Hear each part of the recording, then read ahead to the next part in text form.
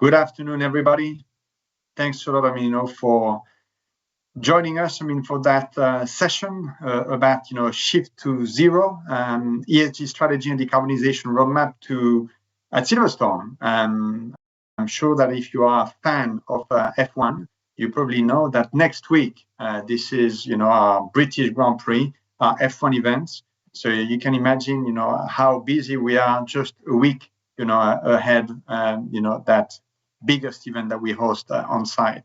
So we had a session last month, where we talked about all the basis, of what sustainability means and what sustainability in sports, in particular, is. For the one that were not there a month ago, I'm Stephane Bazire. I'm the head of ESG strategy here at Silverstone. ESG meaning environmental, social, and governance. I've been, over the last, 20 years, very much related to sport management, event marketing, and sustainability development, in which, I specialized about 10 years ago. And this is how I ended up being 4 years ago appointed as, the head of ESG here at Silverstone. And this is what we're going to talk about today, the Silverstone case, the Silverstone shift to zero. So if you are F1 or motorsports fan, you may have been, to Northamptonshire, where we are located.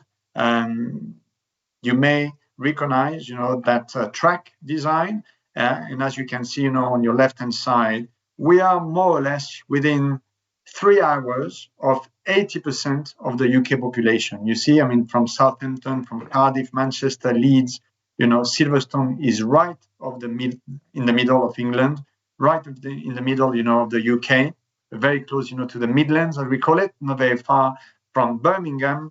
And this is, that famous track that is almost 6 kilometers long with those 18 curves.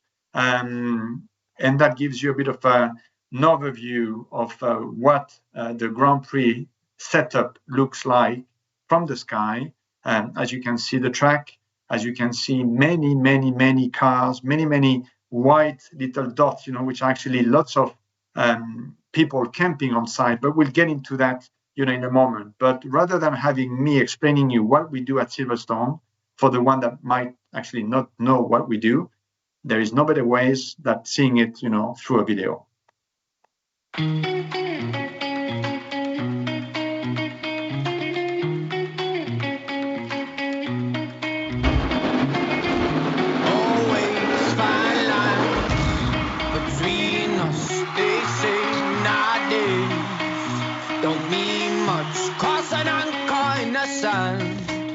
What we did, but my ship set sail, and I'm here to tell that I don't mean like the other sun died.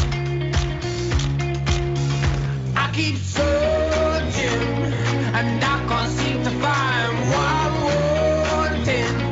It's changing all the time, and if you notice a different side of mine, then I found what I've been looking for.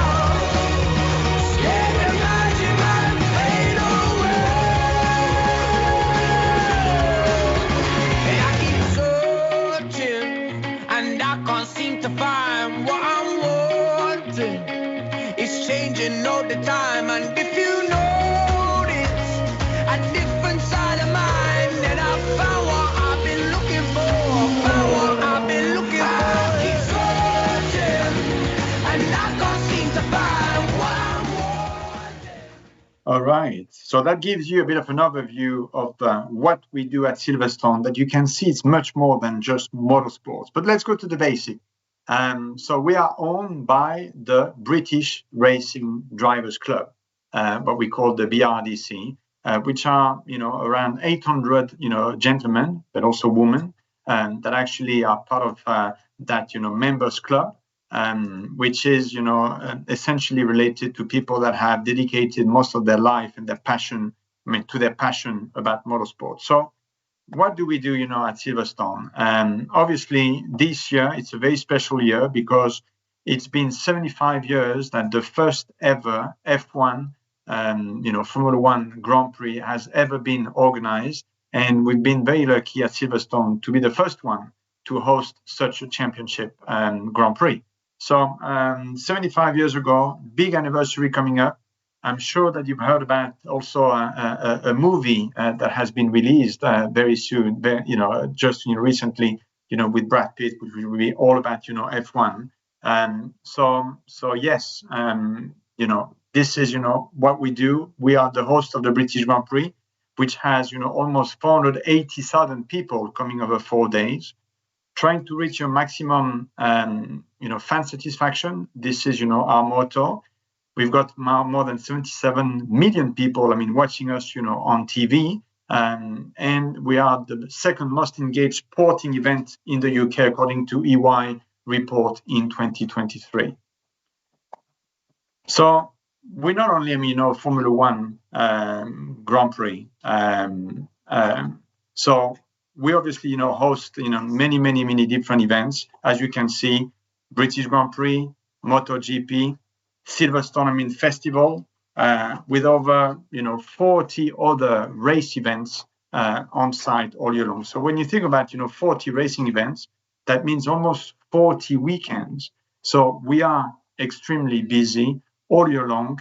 And we also have that Lap of Lights, which is this new event that we'll be hosting again at Silverstone, which happens during Christmas, where we invite people to drive their own car and come, into the track, do one lap within a very laser kind of Christmas lighting theme.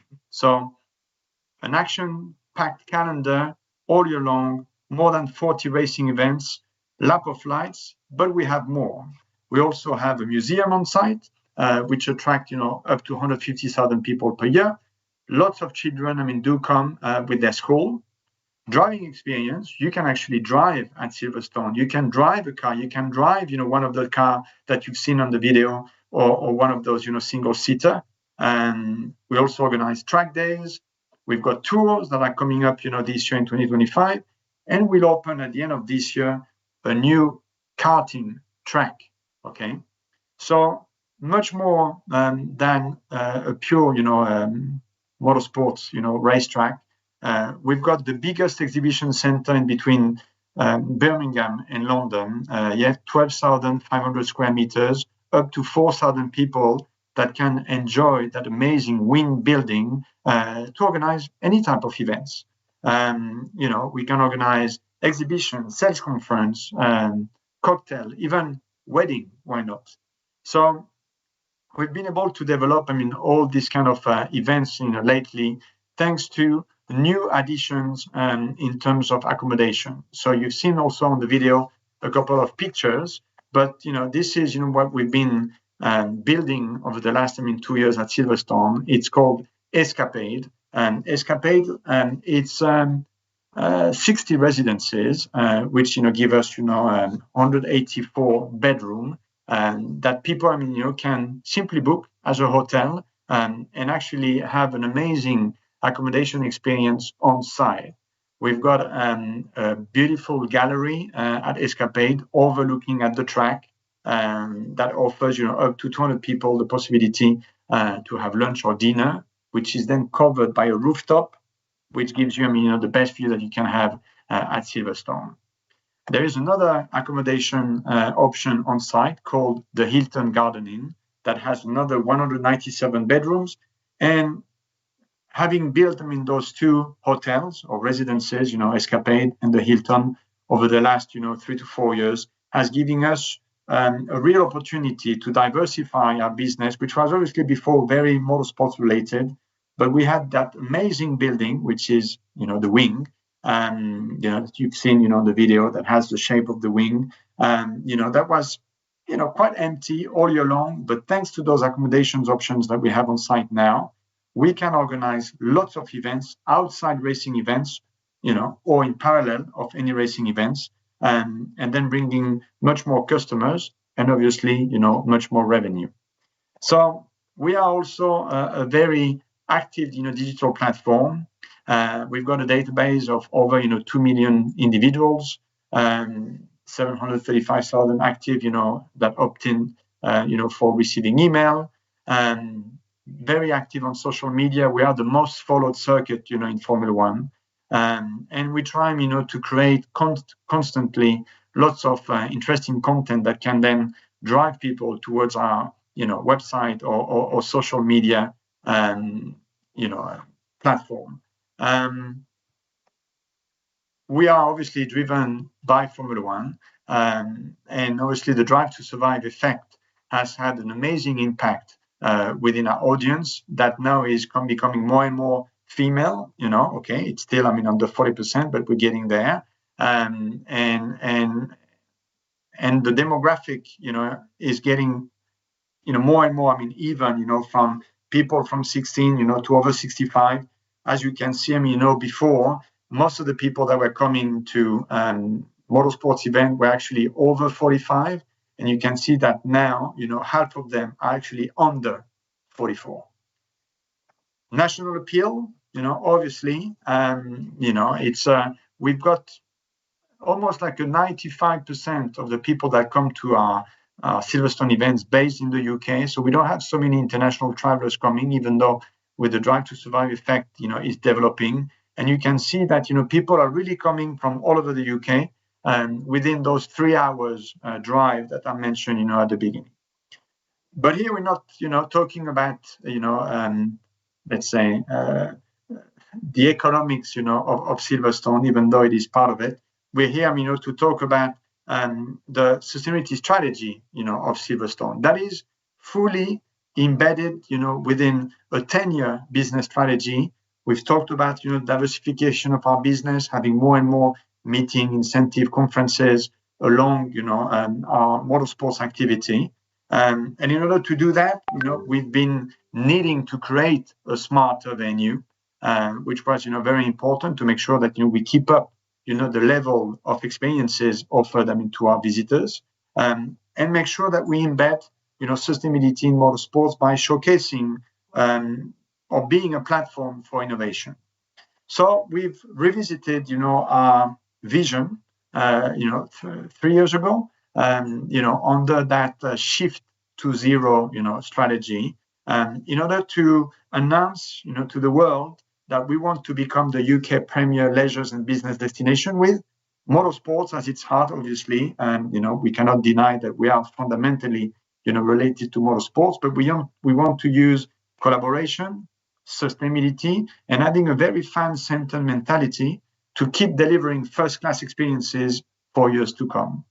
So that's a little bit, how we've defined, our shifting to zero strategy, making sure that, we are a responsible organization. We obviously have that very racing mentality. And because we have it, we want to make sure that we accelerate changes. We want to be a trailblazer. We want to, lead the pack.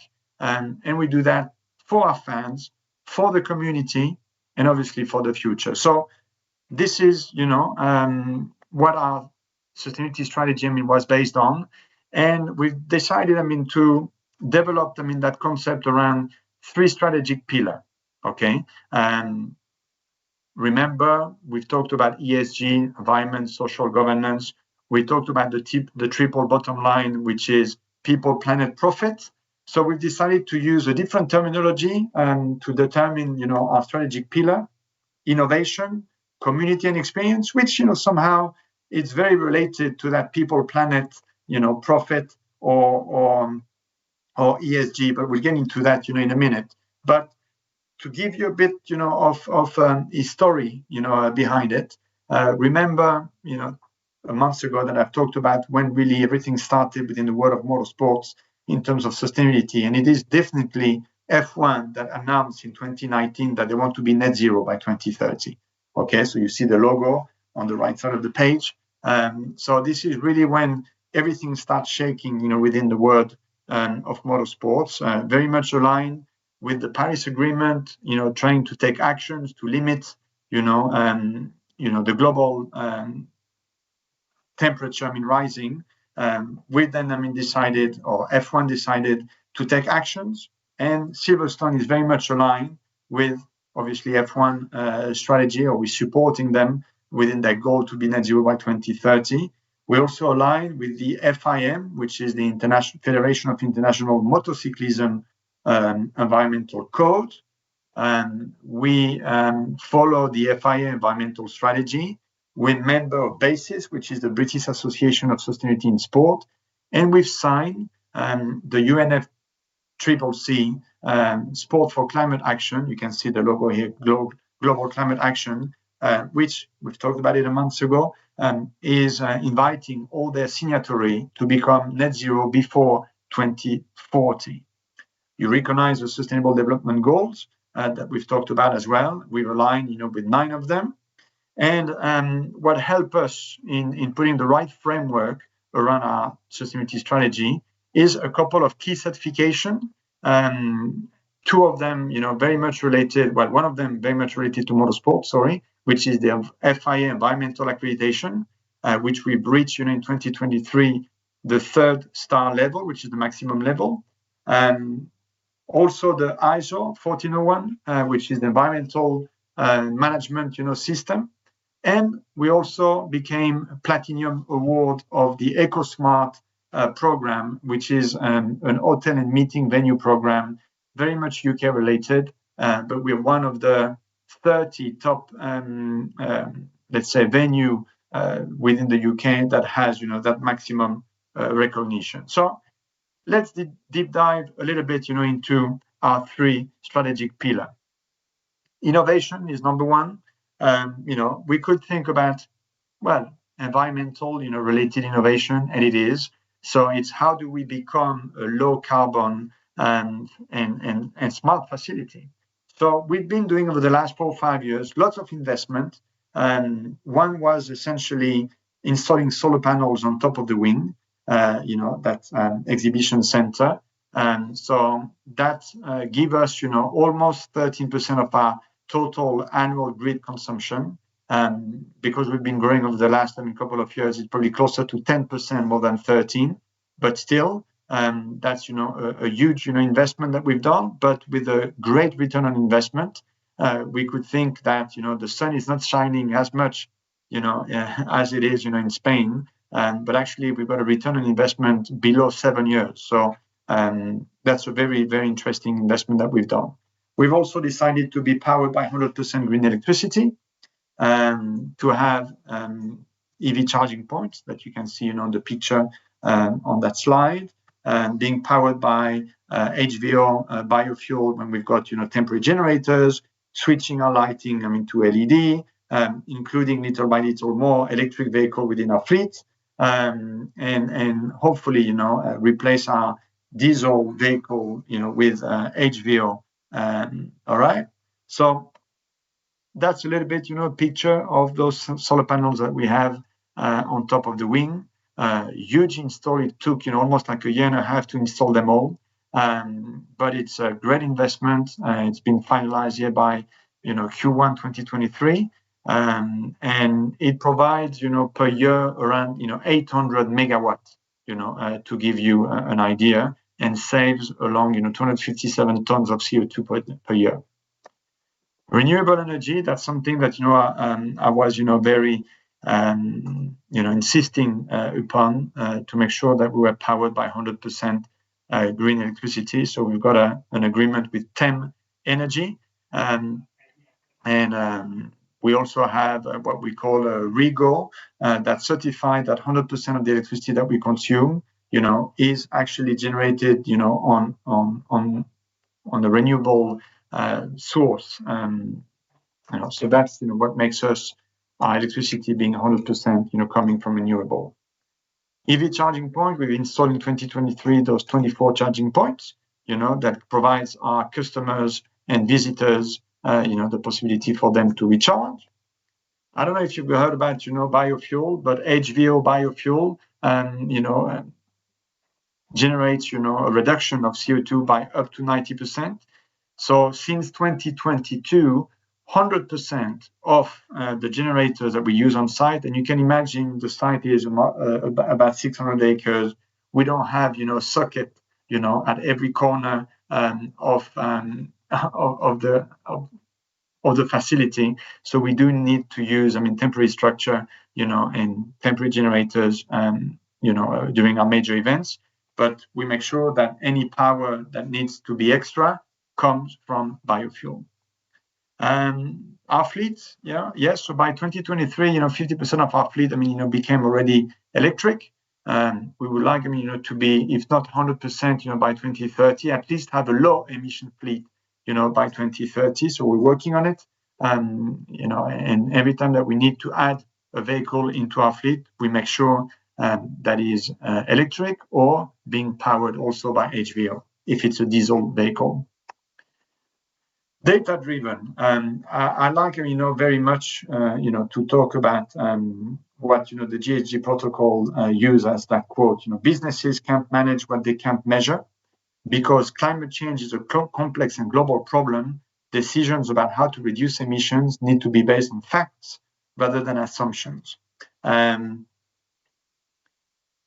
Usually, very often, people or organizations make promises, and as the quote says, they're based on assumption more than facts. I've said, since day one when I've joined Silverstone, that we won't claim that we're going to be net zero by without making sure that we can actually reach those targets. It's been extremely challenging because measuring your carbon footprint, collecting data is not something easy. Everybody sometimes is driving a bit with closed eyes, a bit blind, and it's very important that you set up a data strategy in order to make sure that you've got the right data on which you can obviously base your decision. Actually, we've recruited a month ago an ESG data analyst to make sure that all the data that we need to collect according to the different framework that we've signed, like the FIA 3-star, the ISO 14001, and we're now aiming to also be ISO 20121, which is the sustainable event management system. So we want to make sure that all those data are collected the best way we can, in order to measure especially our carbon footprint in the most accurate way we can. So this is still, the 2023 figures. We are about to present next week our sustainability report 2024. So stay tuned, and you should be able, to see, our new figures. But in 2023, you can see that, our total emissions, corporate, but also major events, emissions, we're reaching 68,000, tons. It's a lot. You can see that our scope are divided, obviously in between scope 1 and 2 and 3, but 96% of our scope 3, 96 of our emissions are scope 3 related. Remember, scope 3, this is, all the indirect emissions associated with, sources not owned or controlled by Silverstone. So basically, it's our supply chain. Everything that we purchase, all our visitors, all our spectators in your travel, the logistic, related to the organization of the event that we host, all that, contribute to those carbon emissions. And over the last few years, our carbon emissions have been going, higher and higher year after year. That you could say, well, what are you doing? Are you really reducing, your carbon footprint? Well, actually, we do, especially at scope 1 and 2. You can see that, it's now almost only 1 and 3%. Scope 2 emissions being almost zero because, we've got 100% green electricity powering our site. So we need to now focus very much on our scope 3 emissions and invite all our different collaborators and suppliers to find solutions to drive down our carbon footprint. We've created a green travel group, at Silverstone with our neighbors. We actually had a meeting this afternoon with the Hilton Garden Inn, with the museum, with Aston Martin, which is, our neighbor just across the road. Aston Martin has the manufacturer, the F1, manufacturer just in front of us that employs more than 800 people. So over the last couple of years, we've been trying to understand better how people are traveling to Silverstone, and not only during the major events, but also all year long. As I said, the Silverstone Business Park, which is all the different companies that are based around us. We're talking here about more than 4,000 people. How do those people come to Silverstone? How do they commute every day? As you've seen before, we're lost a little bit in the middle of nowhere. So it's very important that we collaborate in order to find solutions to potentially lobby towards private sector, also local authorities, to see if we could have new bus lanes and bus services, cycling lane. We're trying to set up within our company car sharing scheme, offering also salary sacrifice for people that want to buy an electric vehicle. We can help them in achieving that. So that's what the Green Travel Group does, trying to capture as much data as we can from our employees and suppliers and their own staff that comes and work here all year long, but also during the major events. So we want to be a solution platform. So we try to invite all those suppliers, all potential partners to come at Silverstone and use us as a platform. We've seen before the reach that we have in terms of digital platform, website visitors. So the millions of people that end up following us or coming to site is a great, let's say, opportunity for us to tell them what is out there available, to change the way we actually consume, use transport. So this is why, we want to make sure that we always showcase the best practice when it comes to sustainability innovations. So that was, the first pillar, which is based on innovation.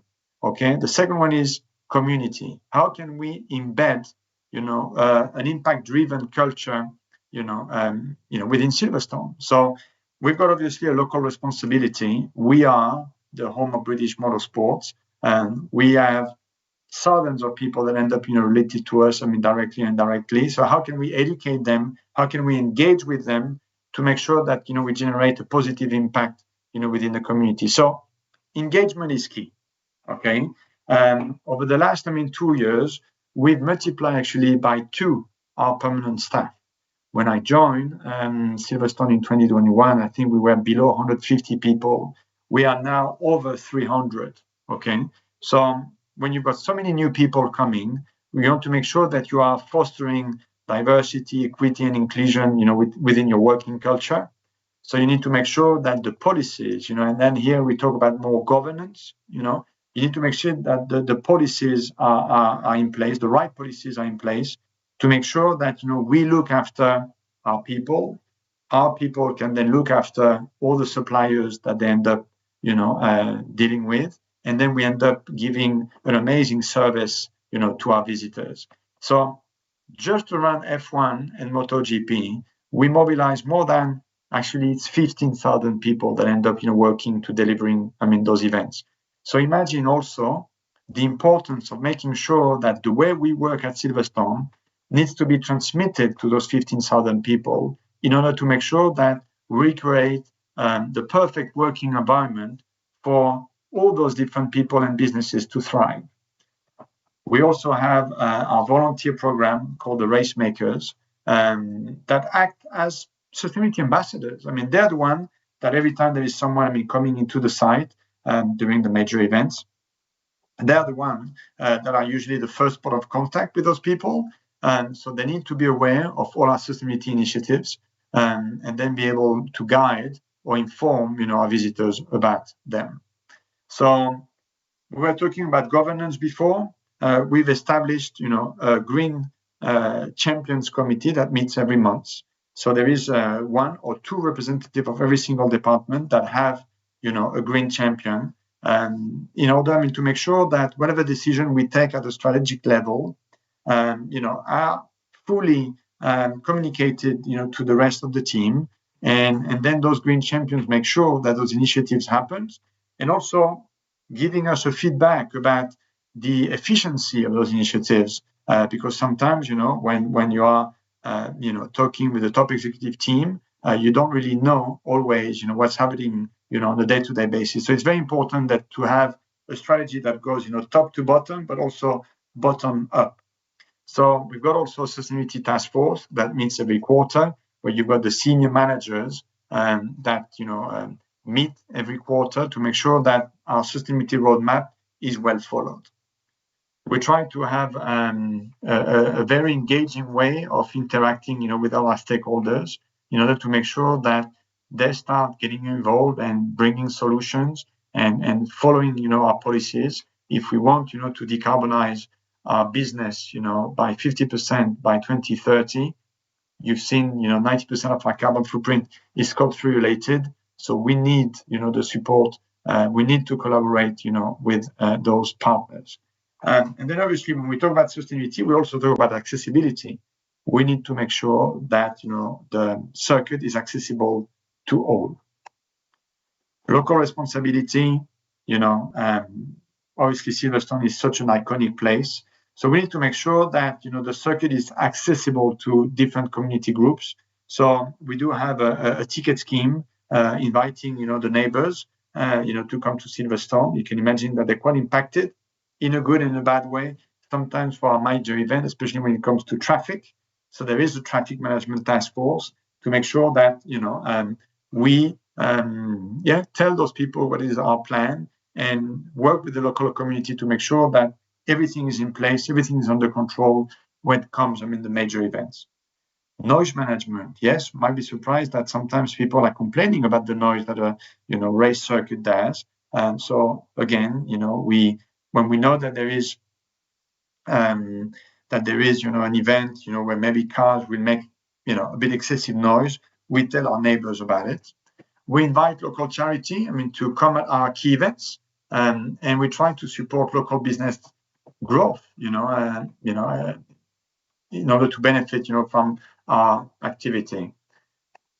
The BRDC have their own Superstar program. Obviously, we need to think about the future. We're very lucky, in the UK at the moment to have all the drivers in F1 that we have, but we need to think about the future.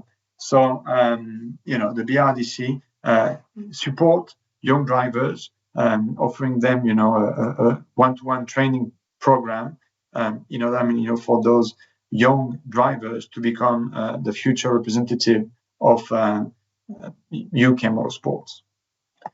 Food waste is something that is very important, especially to me. And since 21, we've been collaborating with SNVB, which is a community larder, just a few miles away from here. And thanks to the amazing work that those volunteers does, we end up collecting any food surplus that we have during our events all year long.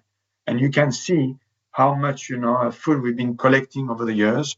I think it's 60 tons of food over 4 years, and we're very happy to contribute to that distribution to almost 600 families that end up benefiting from what SNVB does. So that's the community aspect, the social aspect, of our sustainability strategy. Let's get now into the third pillar, which is experience. It's all about how can we make sure that whatever people are experiencing here at Silverstone, sustainability is fully embedded in it. Okay, so how we've been diversifying our accommodation, offering camping facility on site, which you will see have several benefits. That wrap up festival look and feel, alternatives for fans to travel to Silverstone.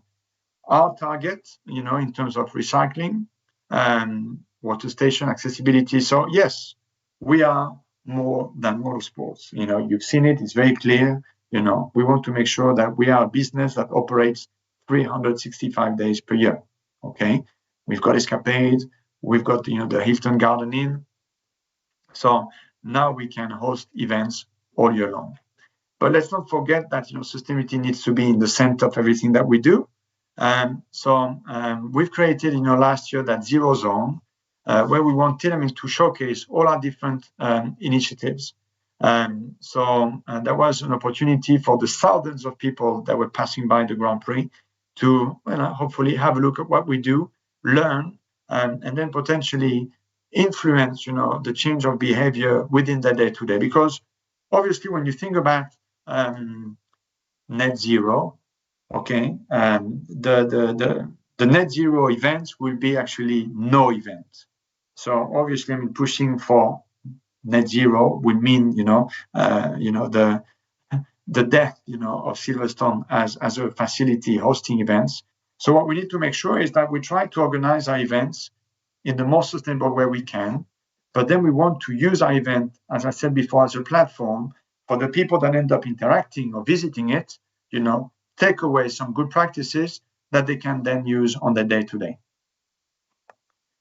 Waste management is very important. So we've launched in 2024 our Being It Right campaign.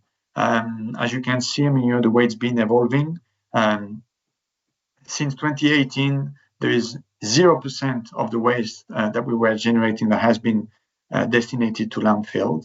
They were actually incinerated and then participating to a program called Energy for Waste.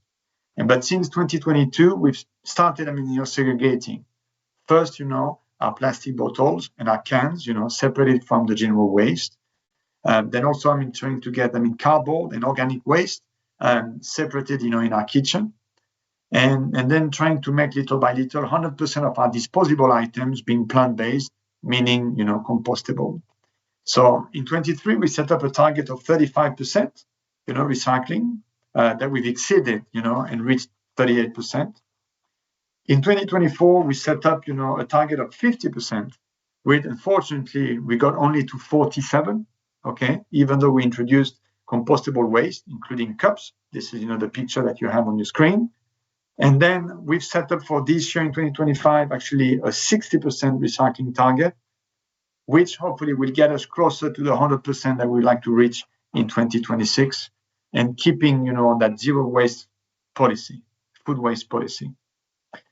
So as you can see, everything is about, fan satisfaction. How can we transform that overall experience that the people are having, by embedding, sustainability in everything that, people can do and enjoy.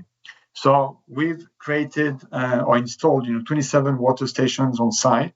We encourage a lot of people to bring their refillable water bottle and then refill for free on site. In 23, we've estimated that by the usage of those water stations, during the British Grand Prix and the MotoGP, we've saved the equivalent of 530,000 50, milliliters, centiliters bottles.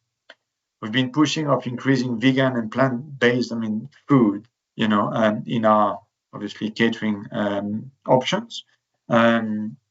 Delivering a world-class events, creating, that festival look and feel has two advantages. Number one, instead of having people coming back and forth every day, during the 4 days of the event, people end up camping. And if people end up camping, which we have almost 60,000 people camping on site, obviously they arrive on the Thursday, they leave on the Sunday or Monday morning, and then we end up, reducing dramatically, the carbon footprint related to all those cars coming, to Silverstone. So that's, number one, better traffic management, reduction, of carbon footprint. And number two is obviously increasing the revenue because people, in that case, are on site during 4 days and obviously consume on site. So we're working also with level playing field to make sure that we deliver an exceptional accessible experience for all. Since last year, during the British Grand Prix, we also have a sign language, on the broadcast of all the images that we end up, broadcasting on our giant screen, which helps, people in that case, with hearing, disability, to be able, to enjoy all the commentaries that we do during the Grand Prix. Sustainable transport is something, very important. Again, remember Silverstone in the middle of nowhere, in between brackets. Over the last, couple of years, we've been trying to reduce considerably the number of cars coming to site because we had almost 100,000 vehicles coming over the 4 days of the Grand Prix. Yes, 100,000 cars. So when you think about the 20 cars that goes on track, comparing to the 100,000. Think about the carbon footprint. Obviously, the F1 family doesn't only transport, the 20 cars. There is hundreds of tons of material that are being shipped, from one country to another, which has a huge carbon footprint. But actually, the 100,000 cars coming just for a weekend, it's also, a huge amount. So we've been putting together new buses services that, last year transported 63,000 people from 6 different pickup points. We've decided in 2025 to increase those pickup points by 2. Actually, on that slide, it's 10, but I think it's 11 pickup points exactly. And then also, pushing people in deciding to take the bus rather than, coming and parking on site. So we've put the price of the car park very expensive. I think it's £80, per day if you want to come by car. While actually, if you book in advance, your bus ticket will only cost you £5 return from all those 10, different pickup points. And we're aiming to have almost 100, electric buses and transporting 125,000 people this year, which is in that case, 1/4 of the total amount of people that will be coming to Silverstone over the Grand Prix. Sustainable sourcing, very, very important. I always say we are what we buy. So how do we make sure that every time that we take a decision at Silverstone, we take the best decision we can from an economic, social, and environmental point of view? We've decided to become very, very digital. So paper is disappearing, from our desk, disappearing, from people's hand when they come to site. Now everything, needs to use, a digital, device. We've been investing a lot in our Wi-Fi and 5G to make sure that, there is no limitation, to the good experience that the people want to have. So connectivity is also a point on which, we've been investing a lot. But let me share with you a quick video that summarizes a little bit what we've been doing over the last, 3 years at Silverstone.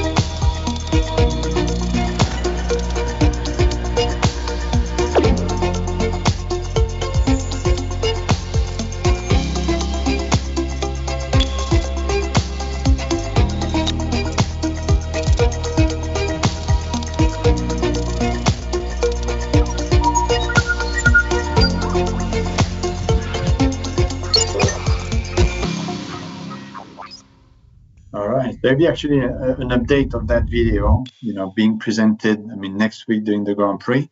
So stay tuned.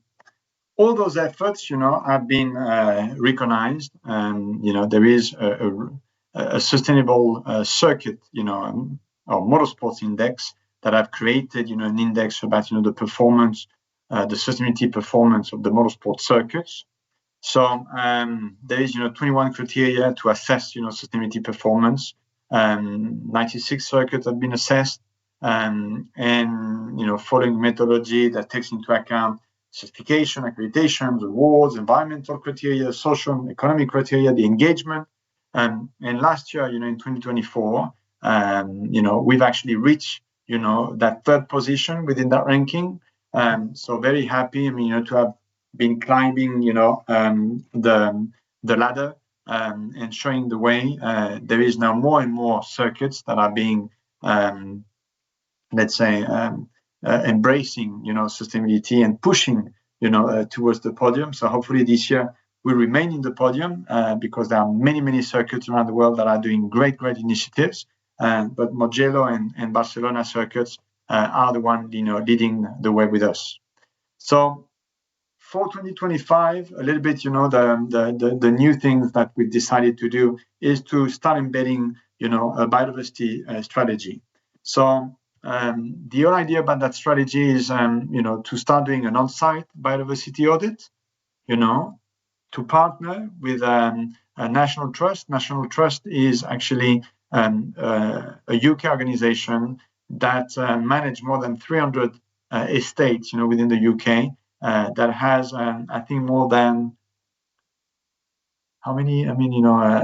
People, how many members? I think, it's anyway, thousands of members, all across the UK. So there is actually just around the corner, Store Garden, which is part of National Trust, with whom we've decided to partner to enhance not only the biodiversity that we have on our side, but also on their side. So we are launching next week a fan engagement, around that partnership. We will contribute financially to a couple of projects happening at Store, and then the fans will be able to support it. And we will also announce, next week that we will join Sport for Nature. Remember, last month I've shared with you information about what Sport Nature does. So we'll be signing Sport for Nature. We've been announcing that. We've been, announcing a National Trust partnership. So that's, a very iconic, place just, a few miles away, from Silverstone. Funnily, that Store Gardens, Silverstone used to be on the Store estate. You can see on that slide, the white boundaries. This is, what the Store estate, looked like, 100 years ago. And you can see, the circuit, in the top, part of it. So now, Store is just, what is like in brown. And there is, that project of a parkland trail that, I'll talk to you in a minute. So this is, more or less where we are. And you can see, by road, it's a few miles. But if you do it, by bird, you're there not even, in few minutes. So the first project that we'll end up supporting is the Store Parkland Trail. So the whole idea about that trail is to create, a 4 miles trail that people can cycle, horse ride, wheelchair, so that's really something special, for the people to be able to go all over the estate, in a very safe and enjoyable environment. So that redesigning of the trail will end up, having more flower meadows, a new landscaping, around the trail that will enhance, local biodiversity. The Bourbon Tower that you can see, it's another project that we'll be supporting, creating, a tower for all species. So people will be able to enjoy it. There will be a cafe, at the bottom of it, and lots of habitats, for natural species. And the third project is the Buckinghamshire Greenway that will connect lots of different National Trust estates. And the last bit, will be to connect Store with Silverstone, that people will be able, to walk or cycle, in between the two facilities. So that's what we are collaborating with, with National Trust. And then we'll invite people through that campaign, to donate during the British Grand Prix. So we are getting there. Few more, slides. Remember, when we talk about sustainability, people, planet, prosperity, or profit, that's what we usually, talk about when we talk about sustainability. I want to add purpose. It's very important that whatever you end up doing, you need to know why you're doing it. Okay. It's very hard to align your company, if there is, no clear strategy, clear, objectives, and obviously a very good monitoring of, where we're going and how we're getting there. So purpose is key, as passion. When we talk about, sustainability, passion, and you hopefully, you can hear it in my voice, it's very important. And sport, it's a great platform where obviously sport, it's all about passion, right? So if we can, use passion for sports to translate that, to sustainability, that'd be, fantastic. Procurement, that's what is key. Remember, I've said, we are what we buy. So how can we make sure that you embed, in your procurement, strategy, clauses that talk about sustainability, and making sure that your suppliers, your providers, your partners,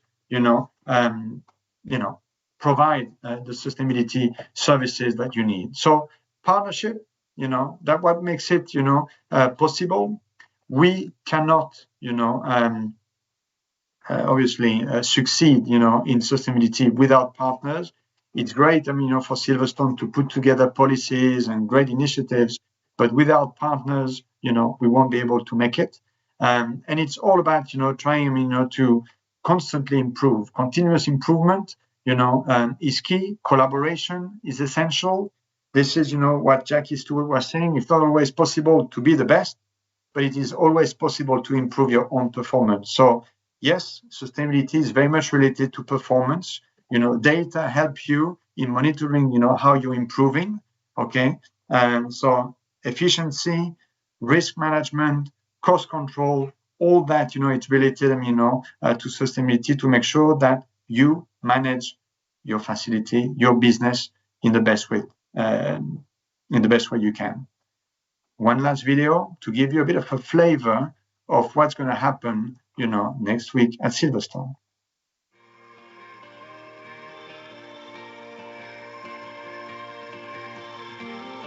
And the winner of the Promoter of the Year is Silverstone Circuit.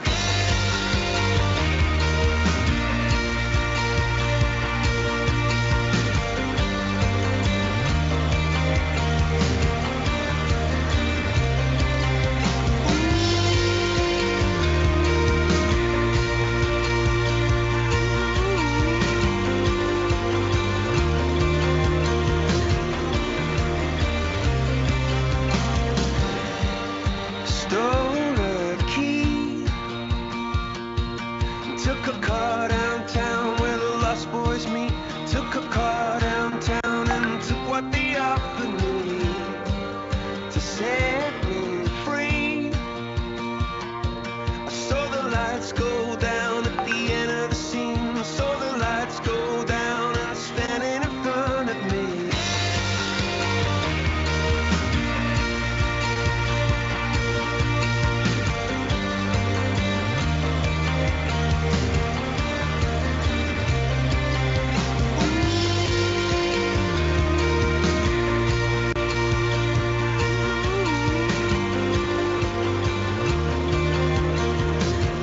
Blimey, you got to see this. Hold on. Is that from your car, George?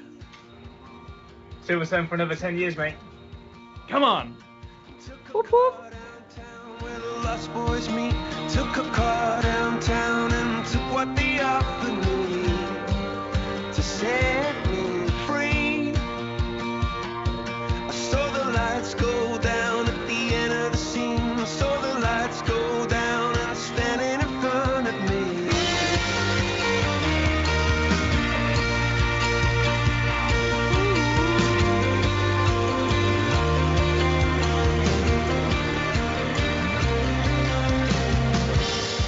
In my scarecrow dreams, when they smash my heart into smithereens, be a bright red rose come busting the concrete, be a cartoon heart, light a fire spark, light a fire flame in my heart, we'll run wild, we'll be glowing in the dark.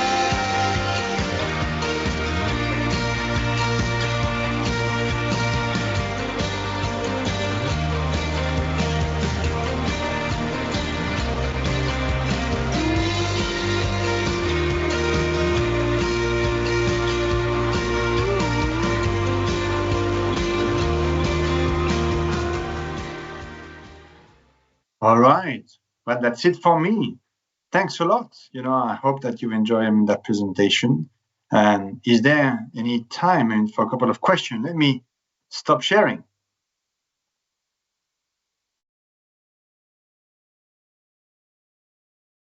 Any question?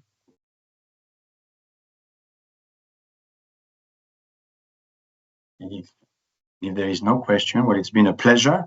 No questions. You've got a couple of more minutes, which is fine. All right. Well, it's been a pleasure. Thanks a lot, AI, for giving me the opportunity, to share with its alumni, what we do at Silverstone and what, the power that sustainability can have, within an organization such as Silverstone. So thanks a lot, for your attendance. It's been a pleasure again, and see you around. All the best, and please do your bit. All right. Thank you. Bye.